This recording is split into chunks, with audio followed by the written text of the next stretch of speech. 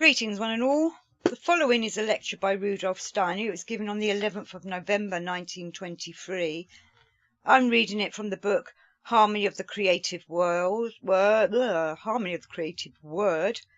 The Human Being and the Elemental, Animal, Plant and Mineral Kingdoms.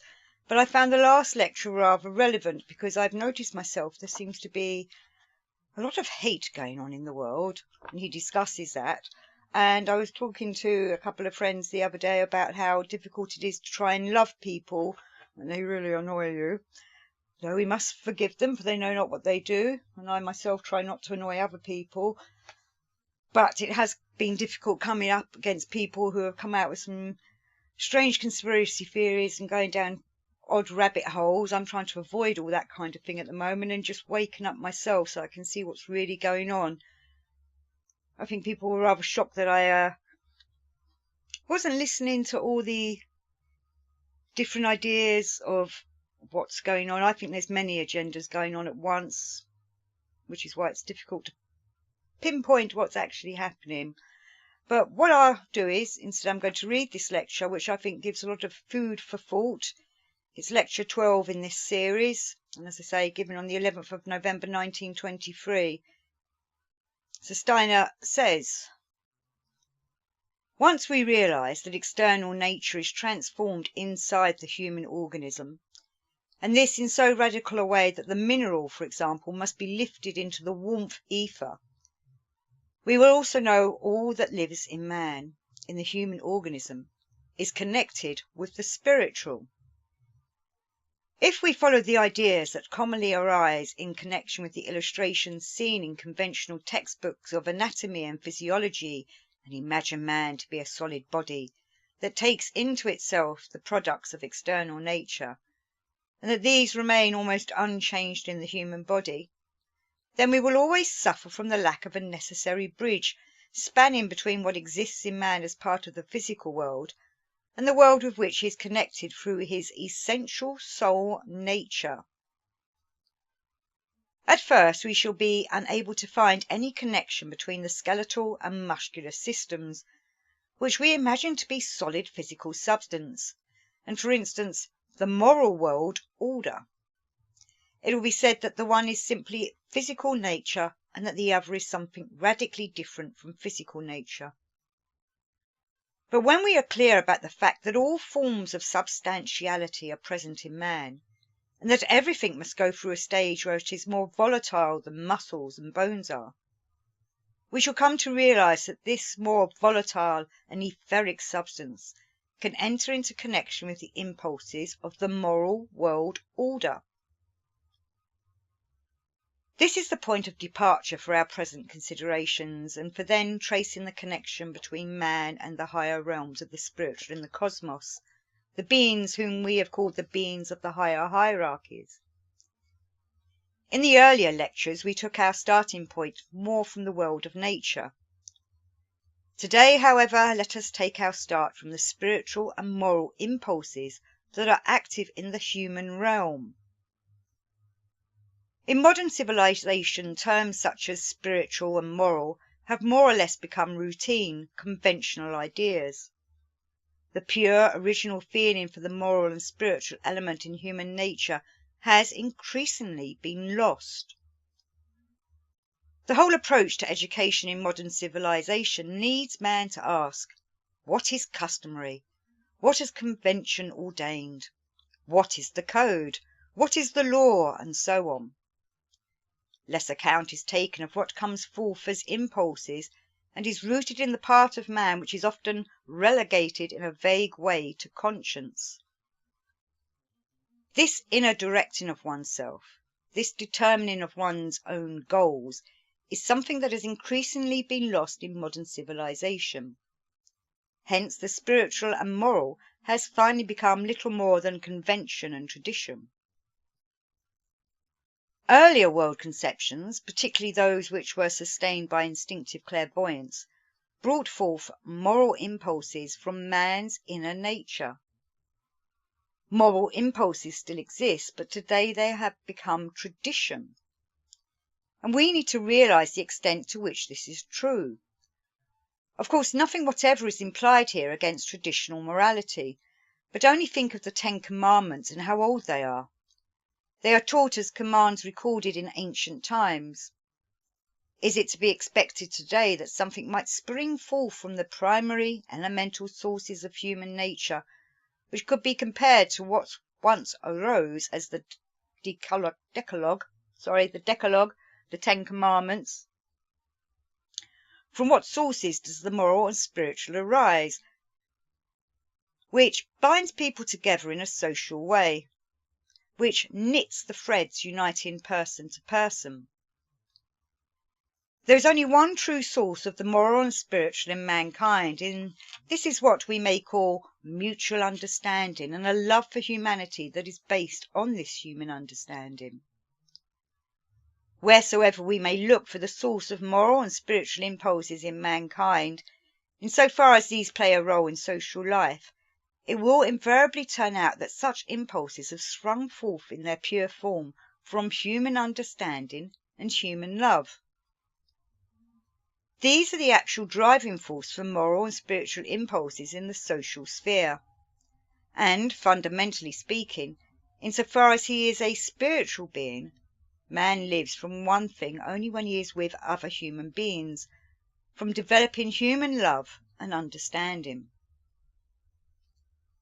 Here you may ask a significant question, a question that is indeed not always voiced, but should indeed be on the tip of every tongue, particularly in regard to what has just been said. If human love and understanding are the real impulses on which communal life depends, how does it come about that exactly the reverse, lack of understanding and hatred of our fellow human beings, appear in our social order?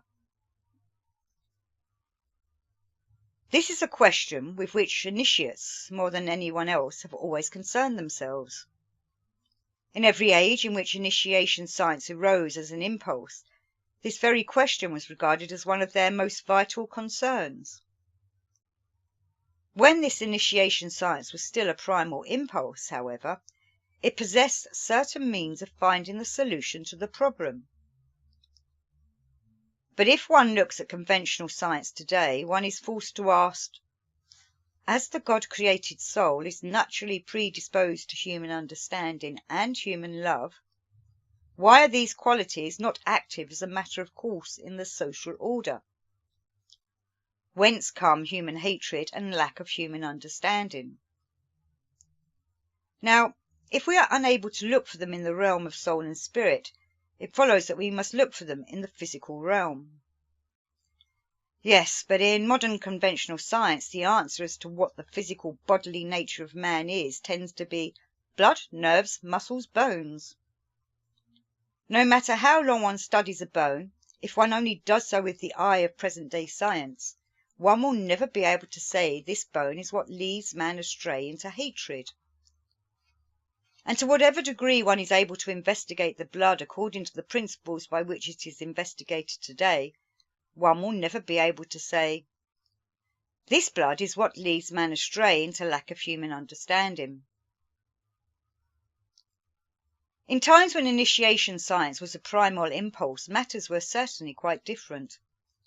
Then one turned one's gaze to the physical, bodily nature of man and perceived it to be the counter-image of what instinctive clairvoyance provided at the level of mind and spirit. When people speak of the things of the spirit today, they refer at most to abstract thoughts. These are what they regard as spiritual. If they find these thoughts too tenuous, all that remains to them is words, and then they do as Fritz Mühlner has done. In his critique of language, he manages to dilute the spirit, already tenuous enough, until it becomes utterly devoid of substance and nothing but abstract ideas. The people who had initiation knowledge irradiated with instinctive clairvoyance did not see the things of the spirit in terms of abstract thought. They saw the things of the spirit as forms and figures, as something that took the form of images, something that was able to speak and resound. The spiritual was alive for those who had that initiation knowledge. And because the spiritual was seen in a living way, the physical, blood and bones, could also be perceived in its spirituality. This initiation knowledge did not include the thoughts and notions that we have today about the skeleton. Today, the skeleton is really regarded as something constructed by the calculations of an architect for the purposes of physiology and anatomy. But it is not. The skeleton, as you have seen, is given form by taking mineral substance upwards to the state of warmth ether, so that in the warmth ether the forces of the higher hierarchies are able to intervene, and out of this the bones are created. To one who is able to behold it rightly, the skeleton reveals its spiritual origin. But one who looks at the skeleton in its present form, I mean in the way in which present-day scientists tend to regard it, is like a person standing before a printed page with shapes on it that are letters, but who does not read their meaning because he is unable to read. He does not relate what is expressed in the shape of the letters to what lies behind them. He only describes their shapes. In the same way, present-day anatomists and scientists describe the bones as if they were entirely without meaning. What they really reveal, however, is their origin in the spiritual. And so it is with everything that exists as physical and etheric natural laws. They are written characters from the spiritual world.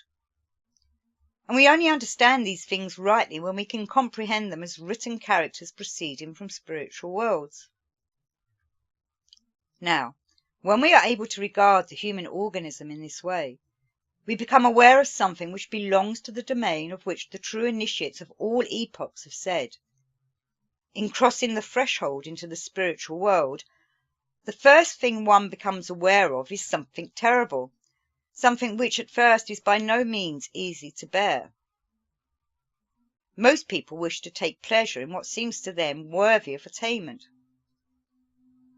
But the fact remains that only by passing through the experience of shock can one learn to know spiritual reality, that is to say, true reality. For in regard to the anatomical and physiological human form, one will perceive that the spiritual world has built it up out of two elements, moral coldness and hatred. In our souls we truly possess the predisposition to human love, and that moral warmth which understands the other human being. In the solid components of our organism, however, we bear moral coldness. This is the force through which the spiritual world wields, as it were, our physical organism together. We bear in ourselves the impulse of hatred. This derives from the spiritual world to bring about our blood circulation. And whereas we may perhaps go through the world with a very loving soul, with a soul that thirsts for human understanding, we must nevertheless be aware that below, in the subconscious, where the soul streams into the physical body and sends its impulses into it, for the very purpose that we may be clothed in a body, coldness has its seat. Though I will just use the word coldness all the time, what I mean is moral coldness, though this can certainly pass over into physical coldness by way of the warmth ether. There below in the subconscious, moral coldness and hatred have their seat, and it is easy for man to bring into his soul what is present in his body, so that his soul can, as it were, be infected with lack of human understanding. This is, however, the result of moral coldness and human hatred. Because this is so, man must gradually cultivate in himself moral warmth, that is to say, human understanding and love, for these must vanquish what comes from bodily nature. Now it cannot be denied, this presents itself in all clarity to spiritual vision, that in our age, which began with the 15th century and has developed in an intellectualistic way on the one hand and in a materialistic way on the other, much lack of understanding and human hatred has become embedded in human souls. This is so to a greater degree than is supposed. For only when man passes through the gate of death does he become aware of how much lack of understanding how much hatred is present in the unconscious. There man detaches his soul and spiritual from his physical bodily nature. He lays his physical bodily nature aside. The impulses of coldness, the impulses of hatred, then reveal themselves simply as natural forces, as mere forces of nature. Let us look at a corpse. Let us even look with spiritual gaze upon the etheric corpse. Here we are looking at something which no longer evokes moral judgment any more than does a plant or a stone. The moral forces which have previously been contained in what is now the corpse have been changed into natural forces.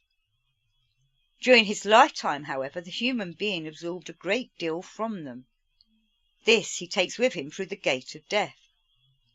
The ego and astral body withdraw, taking with them as they go what remained unnoticed during life, because he was always entirely submerged in the physical and etheric bodies. The ego and astral body take with them into the spiritual world all the impulses of human hatred and coldness towards others that have gained access to their souls. As I said, it is only when one sees the human being pass through the gate of death that one perceives how much failure to understand, how much human hatred has been implanted into the individual, particularly in our civilization, by various things about which I shall still have to speak. Human beings of today carry a great deal of these two impulses through the gate of death, a very great deal indeed. But what man thus carries with him is, in fact, the spiritual residue of what should exist in the physical, of what should constitute the physical and etheric bodies. In the lack of human understanding and the human hatred which man takes into the spiritual world, we have the residue of what really belongs in the physical world. He carries it there in a spiritual way, but to carry it onward through the time between death and a new birth would make him quite unable to progress. At every step in his further evolution between death and a new birth, he would stumble if he were obliged to carry further this failure to understand the other individual, this human hatred. In the spiritual world, which is entered by the so-called dead, one continually sees currents that would prevent further development if they continued to act exactly as they are. Where do these currents originate? To discover this, we need only look at modern life. People pass one another by. They pay little heed to the individual nature of others. Are not people today mostly so constituted that each one regards himself as the standard of what is right and proper? And when someone differs from this standard, we do not take kindly to him, but rather think that this person should be different. And this usually implies he should be like me. We are not always aware of this, but it is to be found specifically in human social intercourse. In the way things manifest today, for instance in the whole manner and form of people's speech, there lies very little understanding of the other person. People bellow out their ideas about how human beings should behave, but this usually means everyone should be like me. If someone comes along who is completely different, he is immediately regarded as an enemy, an object for antipathy, though we tend not to be fully conscious of this. There is a lack of human understanding, of moral warmth and of love. And to the degree in which these qualities are lacking, moral coldness and human hatred go with man through the gate of death, obstructing his path. Having gone through the gate of death, however, he finds that his further development is not his own concern alone, but the concern of the whole world order, the wisdom-filled world order. First of all, he finds in the other world beings of the third hierarchy, angels, archangels, archai. In the first period after man has passed through the gate of death into the world lying between death and a new birth, these beings stoop downwards and mercifully take from man the coldness which comes from lack of human understanding. And we see how the beings of the third hierarchy assume the burden of what man carries up to them into the spiritual world in the way I've described, by passing through the gate of death. It is for a longer period that man must carry with him the remains of human hatred, for this can only be taken from him by grace of the spirits of the second hierarchy, exousiae, Kyriotoses, dynamis. They take from him all that remains of human hatred. And then the human being arrives in the region between death and a new birth, where the first hierarchy, seraphim, cherubim, thrones, have their abiding place, which I described in my mystery play as the midnight hour of existence in the spirit. Man would be quite unable to pass through this region of the seraphim, cherubim, and thrones without being inwardly annihilated, utterly destroyed, had not the beings of the second and third hierarchies already taken from him in their mercy human lack of understanding, that is to say, moral coldness and human hatred. And so we see how man, in order to find access to the impulses that can contribute to his further development, must at first burden the beings of the higher hierarchies with what he carries up into the spiritual world from his physical and etheric bodies, where it really belongs. When one has insight into all this, when one sees how this moral coldness exists in the spiritual world, one will also know how to judge the relation between this spiritual coldness and the physical coldness that exists here below. The physical coldness which we find in snow and ice is only the physical image of the moral and spiritual coldness which is there above. If we have them both before us, we can compare them. While man is being relieved in this way of human misunderstanding and human hatred, one can follow with the spiritual eye how he begins to lose his form, how this form more or less melts away. When someone first passes through the gate of death to the spiritual vision of imagination, his appearance is still somewhat similar to what it was here on earth. For what a human being bears within him here on earth is in fact just substances of more or less granular form, let us say in atomistic form, but the human figure itself, that is spiritual. We must really be clear about this. It is sheer nonsense to regard the human form as physical. We must see it as a spiritual form. The physical in it is everywhere present as minute particles. The form, which is only a false body, holds together what would otherwise fall apart into a heap of atoms. If someone were to take any of you by the forelock and extract your form, the physical and also the etheric would collapse like a heap of sand. That these are not just a sand heap, that they are distributed and take on form, stems from nothing physical, it stems from the spiritual. Here in the physical world, man goes about as something spiritual. It is senseless to think that man is only a physical being. His form is purely spiritual. The physical in him may also be likened to a heap of crumbs. Man, however, still possesses his form when he goes through the gate of death. One sees it shimmering, glittering, radiant with colours. But now he loses first the form of his head, then the rest of his form gradually melts away. Man becomes completely metamorphosed, as though transformed into an image of the cosmos.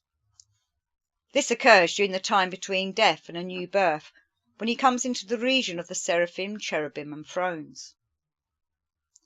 Thus, when one follows the human being between death and a new birth, one at first still sees him, as it were, continue to be active while he gradually loses his form from above downwards. But as the last vestige of him is vanishing away below, something else has evolved, a wonderful spirit form, which is in itself an image of the whole world sphere, and at the same time a model of the future head which the human being will bear on his shoulders. Here the human being is involved in an activity wherein not only the beings of the lower hierarchies participate, but also the beings of the highest hierarchy, the seraphim, cherubim, and thrones. What actually takes place? It is the most wonderful thing of which we human beings can possibly conceive. For all that was lower man here in life now passes over into the formation of the future head. As we go about here on earth, we only have our poor head as the organ of our mental images and our thoughts. But thoughts also accompany our chest. Thoughts also particularly accompany our limbs. And the moment we cease to think only with the head, but begin to think with our limbs, in that moment the whole reality of karma is opened up to us. We know nothing of our karma because we always think only with that most superficial of organs, our brain. The moment we begin to think with our fingers, and just with our fingers and toes, we can think much more brightly than with the nerves of the head, once we have soared up to the possibility of doing so. The moment we begin to think with what has not become entirely material, when we begin to think with the lower man, our thoughts are the thoughts of our karma. When we do not merely grasp with our hand, but think with it, then thinking with our hand, we follow our karma, and even more so with the feet. When we do not only walk, but think with our feet, we follow the course of our karma with special clarity.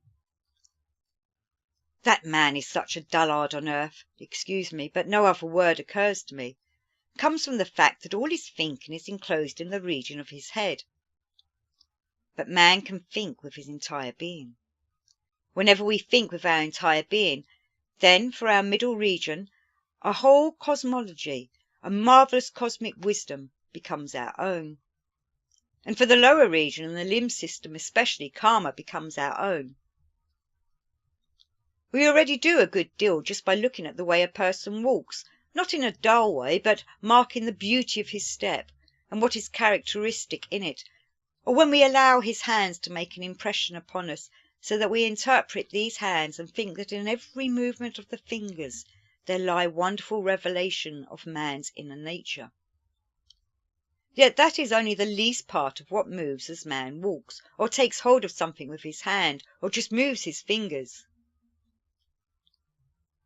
For it is man's whole moral nature which moves. His destiny moves with him. Everything that he is as a spiritual being. And if, after man has passed through the gate of death, we are able to follow how his form dissolves, anything reminiscent of the physical form is first to melt away. There then appears what does indeed resemble his physical structure, but which in its inner nature, its inner meaning, makes us aware that this is the moral form. This is what happens to man as he approaches the midnight hour of existence and comes into the sphere of the seraphim, cherubim, and thrones. We see how this wonderful metamorphosis occurs, how his form melts away. But this is not really the essential point. It looks as though the form would dissolve away, but the truth is that the spiritual beings of the higher worlds are there working together with man. They work with the human beings who are working on themselves and on others with whom they have karmic connections. One human being works on the other. These spiritual beings then, together with man himself, develop the form he had in his previous earthly life into what will be his form in his next earthly life. Initially, this is a spiritual form. The spirit form will finally connect with the embryo in physical life. But in the spiritual world, feet and legs are transformed into the jawbones, while arms and hands are transformed into cheekbones. The whole lower man is transformed into the spiritual beginnings of what will later be the head. The way in which this metamorphosis is accomplished is, I do assure you, the most wonderful of everything that the world offers to conscious experience. We see at first how an image of the whole cosmos is created, and how this is condensed and differentiated into the form which the whole moral element attaches to, but only after all that I have mentioned has been taken from it. We see how what was transforms itself into what will be. Now one sees the human being as spirit form journeying back once more to the region of the second hierarchy, and then to that of the third hierarchy. Here the metamorphosed spirit form, it is in fact only the basis for the future head, must, as it were, have added to it what will become the future chest organs, the future limbs, and metabolic organ. These must be added. Whence come the spiritual impulses to add them? It is by grace of the beings of the second and third hierarchies, who gathered these impulses together when the human being was on the first half of his journey. They took them from his moral nature. Now they bring them back again and shape them into the basis for the rhythmical system and the system of metabolism and limbs. In this later period between death and a new birth, man receives the ingredients, the spiritual ingredients, for his physical organism. This spiritual form finds its way into the embryo and brings to it what now turns into physical and etheric forces. These are, however, only the physical image of what we bear in us from our previous life as lack of human understanding and as human hatred, and from which our limb organisation is spiritually formed. If we wish to see things in this way, we must acquire a manner of feeling and perceiving quite other than that needed in the physical world. For we must be able to look at the things of the spirit that become physical in man in the way I've described. We must be able to bear the knowledge that coldness, moral coldness, lives as physical image in the bones, and that moral hatred lives as physical image in the blood. We must learn to look at these matters quite objectively. It is in fact only when we look into things in this way that we become aware of the fundamental difference between man's inner being and the world of nature outside. Just consider for a moment the fact I mentioned, namely, that in the flowers of the plant kingdom we see, as it were, human conscience laid out before us. What we see outside us may be considered as the picture of our inner life. The forces within ourselves may appear to have no relation to outer nature. But the truth is, bone can only be bone because it hates calcium carbonate and calcium phosphate in their mineral state, because it withdraws from them, contracting into itself, whereby it becomes something different from what these substances are in external nature. And one must be able to accept that for man to have a physical form, hatred and coldness must be present in his physical nature. Through this, you see, our words gain inner significance. It is good for our bones to have a certain hardness. They have it as a physical image of spiritual coldness. But it is not good for our social life if our souls have this hardness. The physical nature of man must be different from his soul nature. Man is able to be man precisely because his physical being differs from his soul and spirit. Man's physical nature also differs from physical nature around him. On this rests the necessity for transformation about which I've spoken to you.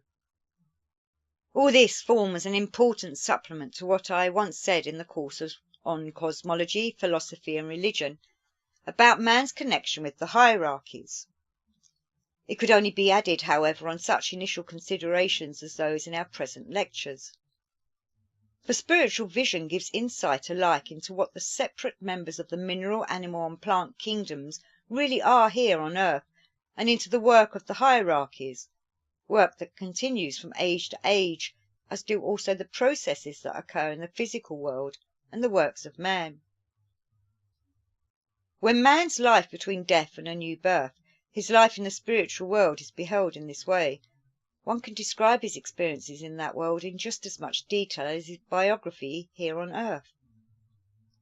So we may live in the hope that, when we pass through the gate of death, all that we take into the world of the spirit as lack of understanding and human hatred may be given back to us again, and ennobled through human forms being created from it. In the course of long centuries, something very strange has come to pass, however, for the present stage of human evolution. It no longer proved possible to use up all the forces of human lack of understanding and human hatred and make them into new human forms in the world of the spirit. Something was left over. In the course of the last centuries, this residue has streamed down onto the earth, so that in the spiritual atmosphere in the earth, in what I may call the earth's astral light, there is to be found an infiltration of the impulses of human hatred and human contempt, impulses that exist exterior to man. These have not been incorporated into human forms. They stream around the earth in the astral light. They influence man, not individual human beings, but the relationships which people form with one another on the earth. They influence civilization. And within civilization, they have brought about what compelled me to say in the spring of 1914 in Vienna, and that's Steiner's lectures, The Inner Nature of Man and Our Life Between Death and Rebirth. That our present-day civilization is invaded by a spiritual cancer, by spiritual ulcers. At the time I spoke of this in the lecture course dealing with the phenomena occurring between death and a new birth, people did not like hearing it. Since then, however, some of the truth of what was said has been recognised. At the time, people had no awareness of what streams through civilization. They did not perceive that actual cancerous formations were present in civilization, for it was only from 1914 onwards that these erupted. Today they are revealed as utterly diseased tissues of civilization. It is possible to see everything that lives in a civilization as an integral spiritual entity. And we find that in this modern civilization of ours, which has been infiltrated by the currents of human hatred and human coldness not used up in human forms, those currents have become the parasitic element of modern civilization. Civilization has profoundly parasitic tendencies today. It's like a part of an organism that is invaded by parasites, by bacilli. What people have amassed in the way of faults exists, but it has no living connection with man. Only consider how this shows itself in the most ordinary phenomena of daily life. People have to learn because things are there to be learned. They do not bring enthusiasm to their learning, but simply have to get down to it and learn in order to pass an examination, so as to qualify for some particular post or the like. Well, for them there is no vital connection between what they have to take in and what lives in their soul as an inborn desire for the things of the mind and spirit. It is exactly as though a person who is not predisposed to hunger were to be continually stuffing himself with food. The food does not go through the transformations about which I have spoken. It turns into ballast in the organism, finally becoming something which literally invites parasites. Much in our modern civilization has no connection with man. Like the mistletoe, spiritually speaking, it lives on what man brings forth from the original impulses of his mind and heart. Much of this manifests in our civilization as parasitic existence. To anyone who has the power of seeing our civilization with spiritual vision, in the astral light as it were, the year 1914 already presented an advanced stage of cancer, a tumour. For him the whole of civilization was already invaded by parasites. But then something further is added to this parasitic condition. I've described to you in what may be called a spiritual physiology how the nature of the gnomes and undines who work from below upwards give rise to the possibility of parasitic impulses in man. Then, however, as I explained, the opposite picture presents itself in contrast. For poison is carried downwards by the sylphs and the elemental beings of warmth.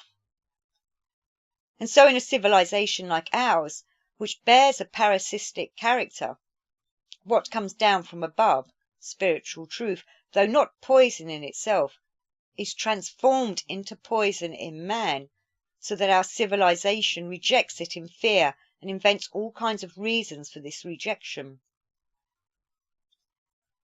The two things belong together: a parasitic culture below, which does not proceed from elemental laws, and therefore contains parasites within itself, and spirituality that comes down from above, and as it enters into civilization is taken up by man in such a way that it becomes poison. When you bear this in mind, you have the key to the most important symptoms of modern civilization. And when one has insight into these things, the necessary educational aspect will, of its own accord, reveal itself as the right medicine for our civilization. Just as a rational therapy evolves from a true diagnosis, a true pathology of the individual. So a diagnosis of the sickness of a civilization reveals the remedy. The one calls forth the other. It is very evident that mankind today again needs a kind of civilization that comes really close to the human heart and the human soul, and springs directly from the human heart and the human soul. If a child, on entering primary school, is introduced to a highly sophisticated system of letter forms, which he has to learn as A, B, C, etc., he does not relate to this in heart and soul. He has no relation to them at all. What the child develops in his head, in his heart and soul, by having to learn ABC, is, spiritually speaking, a parasite in human nature. During his years of education, a great deal is brought to the child of this parasitic nature. We must therefore develop an art of education that works creatively from his soul. We must let the child give form to colours, and the colour forms that have arisen out of joy, out of disappointment, out of every possible feeling, these he can put on paper, pleasure and pain. When a child puts on paper what arises out of his soul, this develops his humanity. This produces nothing parasitic or paristic. This is something which grows out of man like his fingers or his nose, whereas the letters of the alphabet, which are the product of advanced civilization, are imposed on the human being. This does engender a parasitic element. The moment the art of education lies close to the human heart, to the human soul, the spiritual can be brought to man without becoming poison. First you have the diagnosis, which finds that our age is infested with carcinomas, and then you have the therapy. Yes, it is Waldorf school education.